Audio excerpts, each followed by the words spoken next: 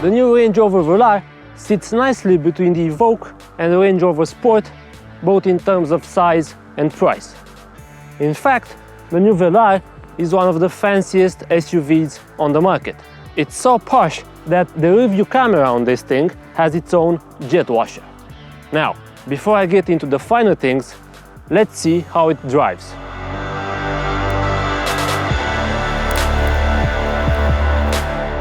Step inside the new Velar and your first reaction might as well be wow.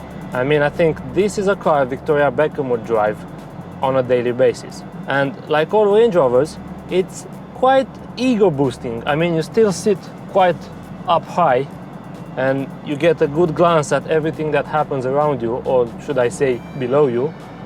And it's easy to become an asshole in this car, so please don't, dear Range Rover Velar owners, because you get a feeling of superiority by sitting this higher up, and okay, it's good for your ego, but it won't necessarily be good for your driving skills.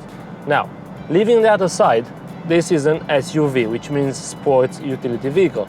But the sport in the Velar is not quite here.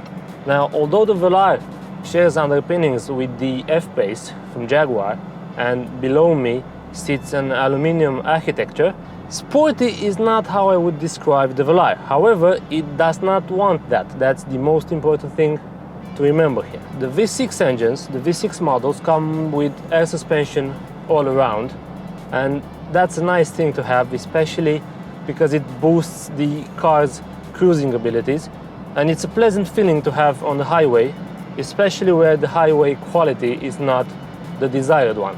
If you want a sportier SUV, I think you're better off with the Porsche Macan or the Alfa Romeo Stelvio, but again, you won't be treated as royalty like you are in the Range Rover Velar.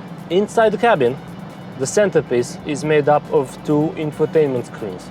Now, this setup is unseen up until now in the SUV segment, and to be perfectly honest, I'm a fan of physical buttons. You know, I like to fidget things, turn them around, push things around. It gives me the sensation that I'm in control.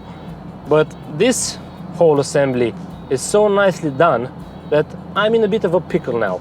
On one hand, I like the buttons, but the logical design and the graphics and how everything moves in this infotainment system is kind of making me look at the more modern option, the digital option, because in fact, all you do have on the center console now are these rotary knobs. You can also push them for various functions, and of course the fancy rotating gear lever. Otherwise, they're all gone. All the buttons are gone. You actually have no buttons left. They went extinct. Material-wise, there's not much I can hold against the Velar. Again, there are plush materials quite around everywhere. The seats are amazingly finished, and in fact, you're surrounded by leather. You could argue that these plastics around here are not the best possible, but really you don't get to see the lower part of the cabin that much, so I guess that's all right. The steering wheel is quite a work of art, and it's that classy touch you don't get in most Germans. Now, visibility, on the other hand, could be better. That's because they sacrificed window depth, and you kind of feel isolated. Now, you don't feel like inside the bunker, but those in the back might feel a bit claustrophobic. Might. I'm saying might because if you go for the panoramic roof, that would fix everything, because you get a lot of light inside the cabin turns airy, and there's no problem whatsoever. Again, visibility could be better through the back window, but again, design wins this one. Now, I've sat in the back, there's plenty of room for two adults. This model comes with the optional third seat, which is, of course, positioned in the middle. It's tricky for three people to find a good position. I mean, the problem is with the one sitting in the middle. Also, in the visibility department, I was quite confused by the A-pillars, because as you can see, they're quite inclined, and it's quite hard to see the incoming traffic, especially in roundabouts.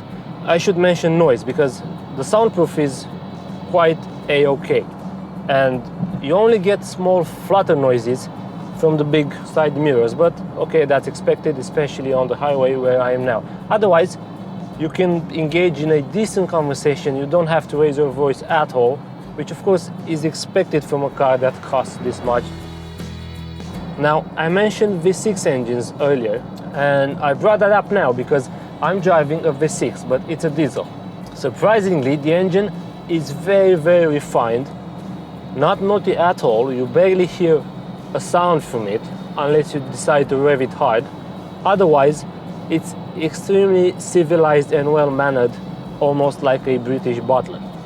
Now, the V6 in front of me is mated to an 8-speed automatic gearbox from ZF, which does a quite good job in nursing the engine's ability and performance. Now, in terms of sportiness, and I know some might want this from the Velar, well, it's not the car you'd like to ask this from. I know SUV comes from sports utility vehicle, but the Velar is neither sports nor utility. So I'm not imagining a Velar being pushed hard just for the sake of it, as I'm not imagining the Velar being taken off-road and made cross a waterford or a river or being shot at with mud. And I'm not saying it can't do that, it's just not suitable for what the car wants to be.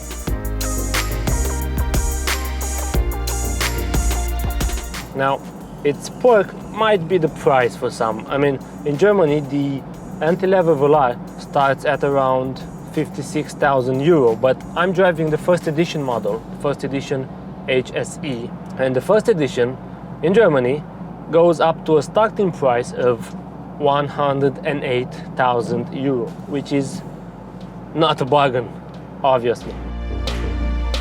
So, let's recap. The new Velar is more comfortable and stylish than most of today's SUVs, and while not cheap, you might argue that class comes at a price. And despite the fact that its sporty side hasn't bloomed yet, the new Range Rover Velar stands out through personality, probably its biggest advantage in the battle against the Germans.